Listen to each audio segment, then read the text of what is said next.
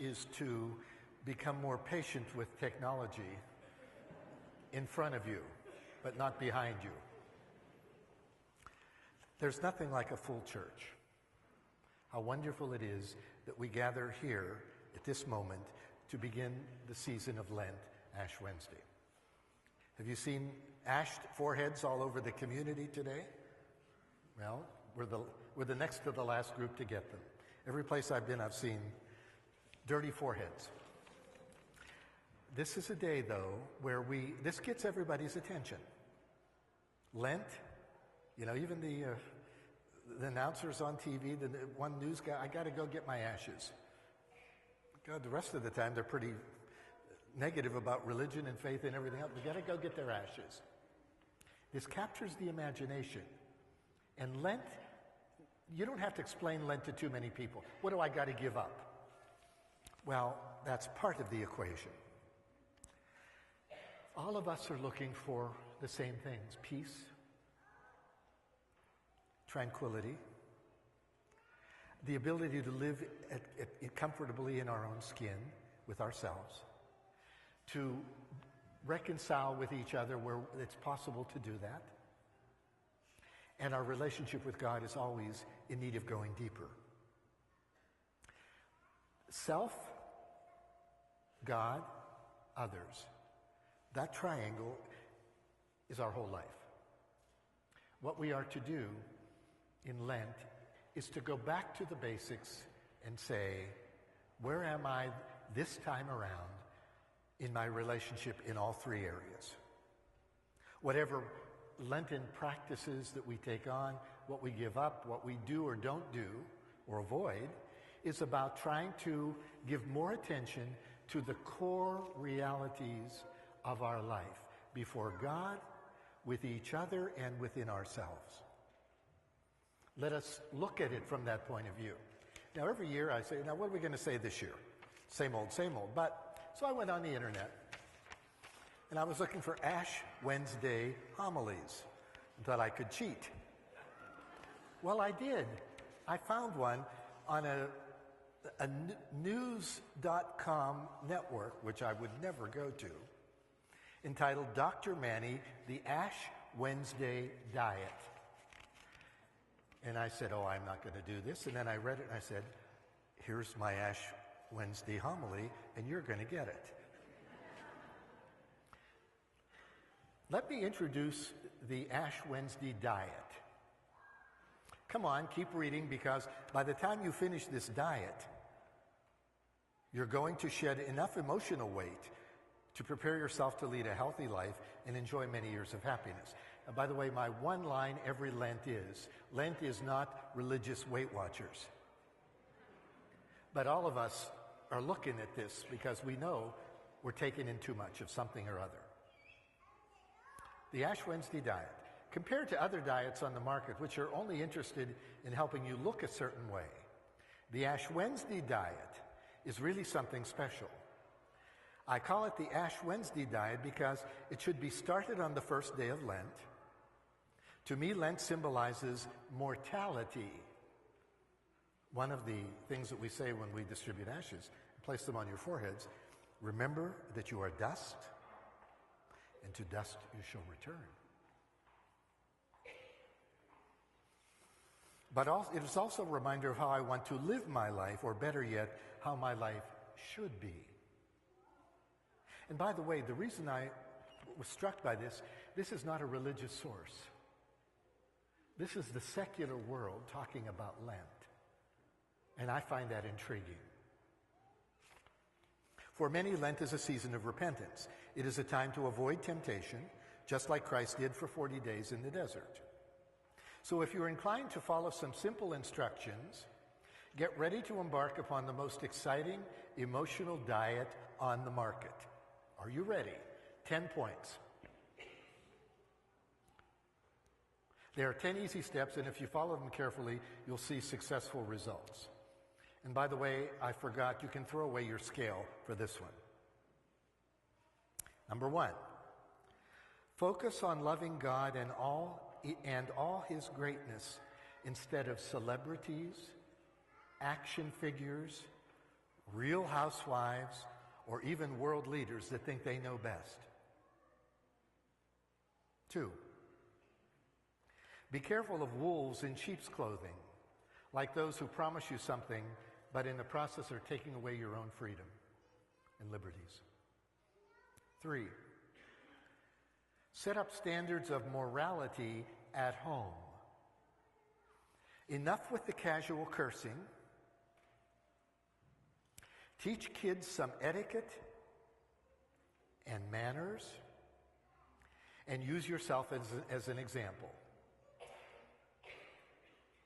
4, spend time with your family telling stories and listening to those around you, because someday you will wish you had. 5, think of older folks. Remember, that will be you someday, and loneliness can be debilitating. 6, remember that violence begets violence. Young people are overwhelmed with graphic simulations of violence in video games and on the internet. To say nothing on TV and every place you look. Cut it out of your life.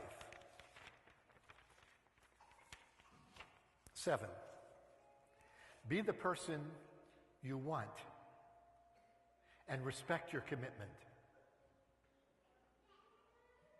8, in these times of economic hardship, make sure you do not take shortcuts. Honor is our greatest virtue.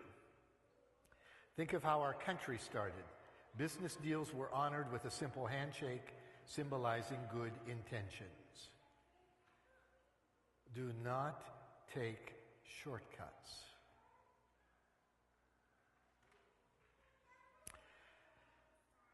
Remember that lawsuits, number 9, remember that lawsuits are not the only solution to our problems, though sometimes it may seem that way, with children suing parents, that's in the news, parents suing schools, and even the government suing the people. 10, finally, stop thinking about how other people see you, but rather think about how you see yourself. Love yourself for who you are, not for what a commercial or a magazine cover tells you you should be. So you see, if you follow these simple guidelines, this diet is going to be a hit for you. By the way, the original version of this diet came out thousands of years ago in a great book that I strongly recommend. The author knew a thing or two about how to live a good life in 10 easy steps. The book, the Bible, the recipe, the 10 Commandments.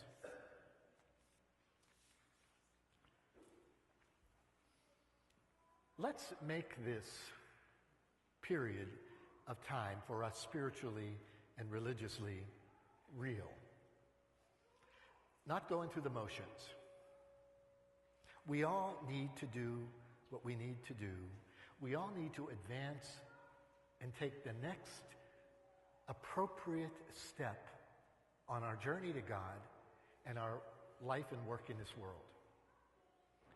We all have to come back to the truth of who we really are and what God is really asking of us.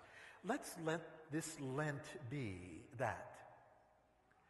The issue is not coming forward to get ashes because it's a nice thing to do and it's a ritual, but because it is a sign. It is a symbol. It should be more important that I see myself in the mirror with this dirty forehead than you see it on me. Why? It is a sign that I and we are mortal human beings. We're all passing through. And where's this show going? If we are off track in our relationship with the one who put us here, with each other and with ourselves, this is the time not to play games, but to come back to where is it, where the rubber hits the road, that we need to be a little more attentive to what's going on day in and day out in our lives and in our world. By the way, Lent is 40 days. Fasting. When does Lent end?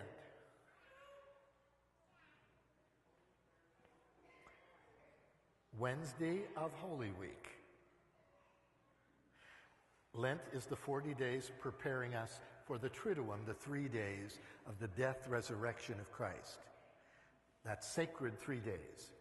Then 50 days of Easter. 40 days of fasting, 50 days of feasting. Just add one letter.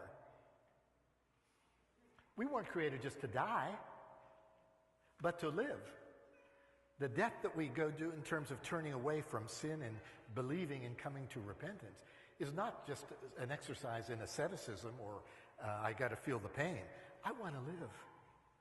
I want to have new energy, new hope, and be able to live with you in a better way. This is the grace offered for us, to us by the Lord, in following him through his death into new life. It's going back to the dignity that was given to us on the day of our baptisms, and that which has gotten besmirched and stained by a lot of other things over the course of our life. So as we gather for this worship this evening, we now prepare to receive this sign that we are serious about our faith, our hope and our love, and our desire to follow Christ more intentionally at this time in our life, based on what it is that the grace that he is trying to give us in order to do that more effectively. Happy Lent.